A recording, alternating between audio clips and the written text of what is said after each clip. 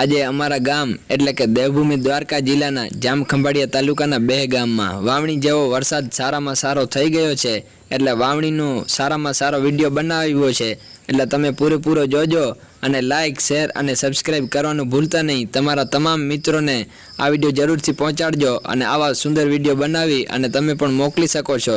Video ખૂબ જ સુંદર અને સારી રીતે બનાવ્યો છે, એટલે બને તો લાઇક જરૂરથી કરજો અને તમારા તમામ ગ્રુપમાં પણ શેર કરજો। ओके मित्रों, जय माताजी।